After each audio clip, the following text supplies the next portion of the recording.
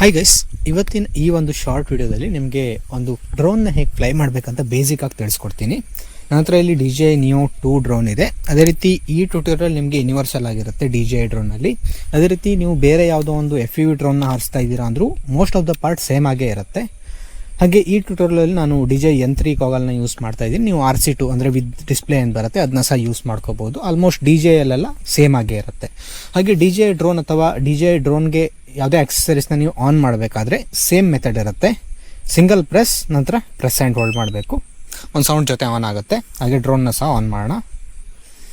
ಹಾಗೆ first time ಹೊಸ drone ತೊಗೊತಾ ಇದ್ದೀರಾ ಅಂದರೆ ತೊಗೊಂಡ್ಮೇಲೆ ನೀವು ಪೇರ್ ಮಾಡೋದೆಲ್ಲ ಇರುತ್ತೆ. ಅದನ್ನೆಲ್ಲ ಬೇಕಾದರೆ ಮತ್ತೆ ನಾನು ಇನ್ನೊಂದು ವಿಡಿಯೋದಲ್ಲಿ ತಿಳಿಸ್ಕೊಡ್ತೀನಿ. ಇವತ್ತಿನ ವಿಡಿಯೋದಲ್ಲಿ ಜಸ್ಟ್ ಹೇಗೆ ಫ್ಲೈ ಮಾಡಬೇಕು ಅಂತ ತಿಳಿಸ್ಕೊಡ್ತೀನಿ. N3 ಗಾಗಲಲ್ಲಿ ಡಿಸ್ಪ್ಲೇ ಇಲ್ಲ, ಅದರಿಂದ ನಿಮಗೆ DJI Fly ಆ್ಯಪ್ನ ಇನ್ಸ್ಟಾಲ್ ಮಾಡ್ಕೋಬೇಕಾಗುತ್ತೆ. ಫಸ್ಟ್ DJI Fly ಆ್ಯಪ್ನ ಇನ್ಸ್ಟಾಲ್ ಮಾಡಿದ್ದೀನಿ ನಾನು. ಅದನ್ನ ಓಪನ್ ಮಾಡಿ ಇಲ್ಲಿ ಕನೆಕ್ಟ್ ಮಾಡ್ಕೊಳ್ಳಿ. ಸೊ ಹಾಗೆ ಇಲ್ಲಿ USB Type-C ಬರುತ್ತೆ, ಅದನ್ನ ನೀವು ಕನೆಕ್ಟ್ ಮಾಡ್ಕೋಬೋದು. ಅದೇ ರೀತಿ ನಿಮ್ಮ ಬಾಕ್ಸಲ್ಲಿ ಇನ್ನೊಂದು ಲೈಟ್ನಿಂಗ್ ಕೇಬಲ್ ಸಹ ಬರುತ್ತೆ. ಇಲ್ಲಿ ನಿಮಗೆ ಕನೆಕ್ಟ್ ಏರ್ಕ್ರಾಫ್ಟ್ ಅಂತ ಏನು ಬರ್ತಾ ಇದೆ ಅದು ನೀವು ಹೊಸ ಡ್ರೋನ್ ತಗೊಂಡಾಗ ಅದಿರುತ್ತೆ. ಇವಾಗ ಡೈರೆಕ್ಟಾಗಿ ಗೋ ಫ್ಲೈ ಅಂತ ಬಂತು. ಸೊ ಇವಾಗ ನಾನು ಗೋ ಫ್ಲೈ ಅಂತ ಕ್ಲಿಕ್ ಮಾಡಿದರೆ ಡ್ರೋನ್ನ ವ್ಯೂ ನನಗೆ ಇಲ್ಲಿ ಕಾಣಿಸ್ತಾ ಇದೆ. ಅದೇ ರೀತಿ ಇನ್ನೊಂದು ಮೆಸೇಜ್ ಬಂತು, ಹೋಮ್ ಪಾಯಿಂಟ್ ಅಪ್ಡೇಟೆಡ್ ಅಂತ.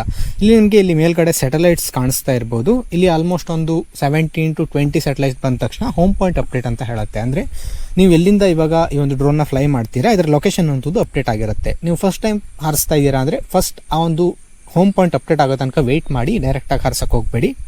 ಇಲ್ಲಾಂದ್ರೂ ನಂತರ ಅಪ್ಡೇಟ್ ಮಾಡ್ಬೋದು, ಸ್ಟಿಲ್ ಅದು ಬೆಟರ್ ಆಗಿರುತ್ತೆ. ಇವಾಗ ಡ್ರೋನ್ನ ಫಸ್ಟ್ ಆರ್ಮ್ ಮಾಡಬೇಕು. ಆರ್ಮ್ ಮಾಡಬೇಕಾದ್ರೆ DJIಯಲ್ಲಿ ನಾರ್ಮಲಿ ಈ ಎರಡು ಕಂಟ್ರೋಲರ್ನ ಈ ರೀತಿ ಪುಷ್ ಮಾಡಬೇಕು ಕೆಳಗಡೆ.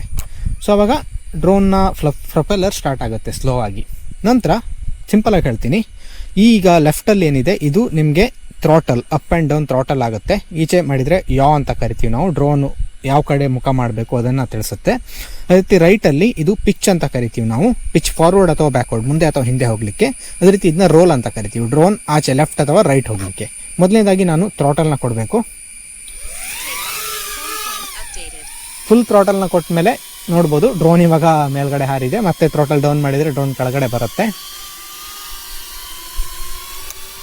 ಅದೇ ರೀತಿ ನಾನು ಈ ಒಂದು ಯಾ ಅಂತ ಏನು ಹೇಳಿದೆ ಅದನ್ನ ಮಾಡಿದರೆ ಡ್ರೋನ್ ಮೂವ್ ಆಗಲ್ಲ, ಬಟ್ ಇರೋ ಕಡೆನೇ ಆಚೆ ಈಚೆ ರೊಟೇಟ್ ಆಗುತ್ತೆ. ಅದೇ ರೀತಿ ನಾನೀಗ ಇದನ್ನು ಪಿಚ್ಚನ್ನ ನೋಡೋದಾದರೆ ಇದು ಮುಂದೆ ಹೋಗುತ್ತೆ, ಅದೇ ರೀತಿ ಇದು ರಿವರ್ಸ್ ಬರುತ್ತೆ. ಹಾಗೆ ನಾನು ಈ ಒಂದು ರೋಲ್ನ ಆಕ್ಸೆಸ್ನ ತೋರಿಸೋದಾದರೆ ನಿಮಗೆ ಇದು ಡ್ರೋನ್ ಈ ರೀತಿ ಲೆಫ್ಟ್ ಆರ್ ರೈಟ್ ಮೂವ್ ಮಾಡಲಿಕ್ಕೆ. ಅದೇ ರೀತಿ ಇದು ಒಂದು ಇದಿರುತ್ತೆ. ನಾನೀಗ ಡ್ರೋನ್ ನನ್ನದು ಆಪೋಸಿಟ್ ಮುಖ ಮಾಡ್ಕೊಂಡಿದೆ, ಅದರಿಂದ ಇದು ಆ ಕಡೆ ಹೋಗ್ತಾ ಇದೆ. ನಾನು ಅದೇ ಈಗ ಇದನ್ನು ಈ ರೀತಿ ನನ್ನ ಕಡೆ ತಿರ್ಸ್ಕೊಂಡ್ರೆ ಇವಾಗ ಮತ್ತೆ ಚೇಂಜ್ ಆಗುತ್ತೆ. ನಾನು ಈ ಕಡೆ ತಿರ್ಸ್ರೆ ಈ ಕಡೆ ಹೋಗುತ್ತೆ, ಅಂದರೆ ಈ ಕಡೆ ಇದು ಮಾಡಿದರೆ.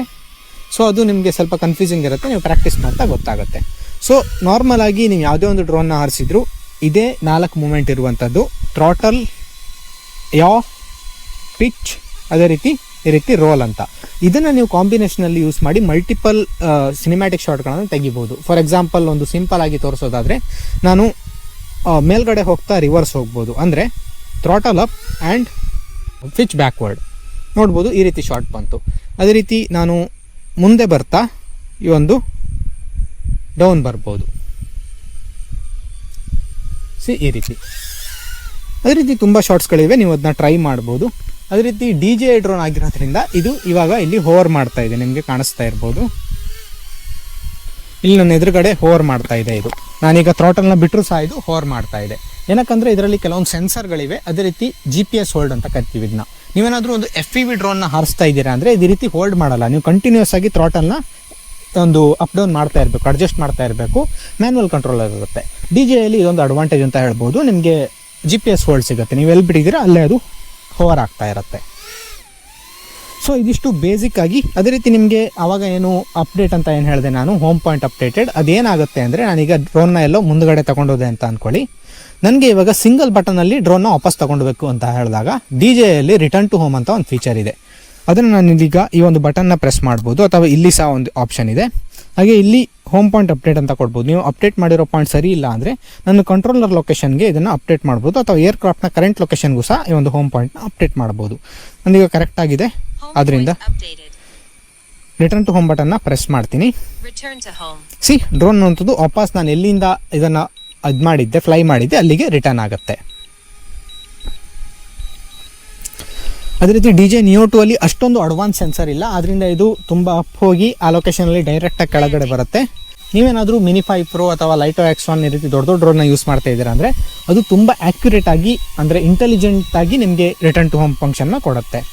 ಕೆಳಗೆ ಬಂದ ತಕ್ಷಣ ನೀವು ಕೆಳಗಡೆ ಗ್ರೌಂಡ್ ಇದ್ದರೆ ಓಕೆ, ಇಲ್ಲಾಂದರೆ ಈ ರೀತಿ ಹ್ಯಾಂಡನ್ನು ಹಿಡಿದ್ರೆ ಲ್ಯಾಂಡ್ ಆಗುತ್ತೆ. ಸೊ ಇದೇ ಇಷ್ಟು ಈ ಒಂದು DJ Neo 2ನ ಒಂದು ಹೇಗೆ ಅಂದರೆ ಫಸ್ಟ್ ಟೈಮ್ ಹೇಗೆ ಫ್ಲೈ ಮಾಡಬೇಕು ಅಂತ. ಅದೇ ರೀತಿ Neo 2 ಅಲ್ಲಿ ನಿಮಗೆ ಮಲ್ಟಿಪಲ್ ಆಪ್ಷನ್ ಬರುತ್ತೆ. ಈ ಒಂದು N3 ಕಂಟ್ರೋಲನ್ನು ಯೂಸ್ ಮಾಡ್ಬೋದು, RC2ನ ಯೂಸ್ ಮಾಡ್ಬೋದು. ಅದೇ ರೀತಿ ಯಾವುದೇ ಕಂಟ್ರೋಲ್ ಇರದೆ ಜಸ್ಟ್ ಡ್ರೋನನ್ನು ಸಹ ಹಾರಿಸ್ಬೋದು, ಜೊತೆಗೆ ನಿಮ್ಮ ಮೊಬೈಲ್ ವೈಫೈಯಲ್ಲಿ ಸಹ ಹಾರಿಸ್ಬೋದು. ಅದೇ ರೀತಿ ಈ ಒಂದು FPV ಗೋಗಲಲ್ಲಿ ಸಹ ಹಾರಿಸ್ಬೋದು. ಅಂದರೆ ಆಲ್ಮೋಸ್ಟ್ 4 ರಿಂದ 5 ಥರ ಆಲ್ಮೋಸ್ಟ್ ನೀವು ಹಾಗೆ ಇನ್ನೊಂದು ಸ್ಮಾಲ್ ಅಪ್ಡೇಟ್ ಏನಂದರೆ, ನಿಮ್ಮ ಹತ್ರ ಏನಾದರೂ ಇವಾಗ ಈ ಥರ ಓಪನ್ ಗ್ರೌಂಡ್ ಇಲ್ಲ ಅಂದರೆ ತುಂಬ ಕ್ಲಟರ್ಡ್ ಆಗಿರುವ ಬಿಲ್ಡಿಂಗ್ ಮಧ್ಯೆ ಅಥವಾ ಮರಗಳ ಮಧ್ಯೆ ಪ್ರಾಕ್ಟೀಸ್ ಮಾಡೋಕ್ಕೆ ಹೋಗಬೇಡಿ.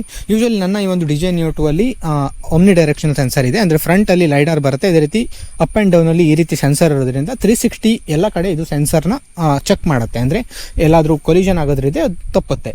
ಅದೇ ರೀತಿ ನಿಮ್ಮ ಹತ್ರ ಈ ರೀತಿ ಓಪನ್ ಗ್ರೌಂಡ್ ಇಲ್ಲ ಅಂದರೆ ಬೆಟರ್ ನೀವು ಒಂದು ಸಿಮ್ಯುಲೇಟರ್ನಲ್ಲಿ ಪ್ರಾಕ್ಟೀಸ್ ಮಾಡಿ. ಫಸ್ಟ್ ನಿಮ್ಮ DJ ಸಿಮ್ಯುಲೇಟರ್ ಬರುತ್ತೆ ಆ್ಯಪ್, ಅದರಲ್ಲಿ ಸಹ ನೀವು ಒಂದು ರಿಮೋಟ್ನ ಕನೆಕ್ಟ್ ಮಾಡಿ ಪ್ರಾಕ್ಟೀಸ್ ಮಾಡ್ಬೋದು. ಅದೇ ರೀತಿ ನಿಮಗೆ DJಯಲ್ಲಿ 3 ಮೋಡ್ ಬರುತ್ತೆ: cine mode, normal mode, sports mode ಅಂತ. ಸ್ಪೋರ್ಟ್ಸ್ ಮೋಡಲ್ಲಿ ಹೋದರೆ ನಿಮ್ಮ ಎಲ್ಲ ಸೆನ್ಸರ್ ಆಫ್ ಆಗಿಬಿಡುತ್ತೆ, ಅದು ತುಂಬ ರಿಸ್ಕಿ.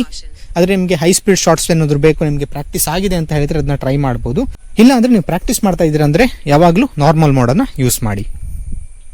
ಇದೇ ಇಷ್ಟು. ಅದೇ ರೀತಿ ಈ ಒಂದು ಡ್ರೋನ್ ಅಥವಾ DJ ಕಂಟ್ರೋಲ್ನ ಆಫ್ ಮಾಡುವಂಥದ್ದು ತುಂಬ simple. Same single press and hold of ಆಗುತ್ತೆ. ಕಂಟ್ರೋಲರ್ ಸಹ ಹಾಗೆ ಆಫ್ ಆಗುತ್ತೆ.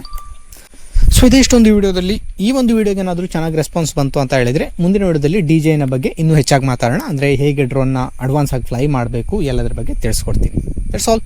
Thank you so much. Bye.